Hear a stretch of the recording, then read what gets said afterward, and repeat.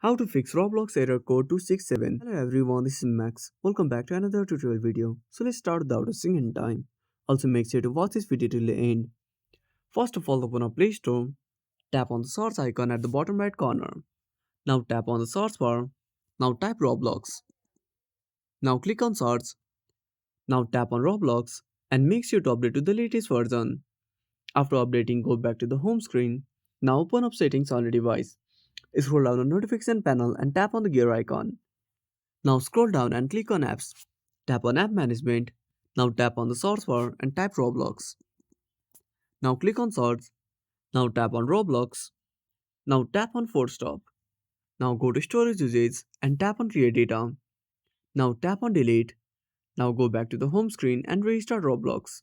I hope this will fix the issue. So that's it. Thanks for watching. Make sure to subscribe our channel and hit the bell icon. See you in the next video.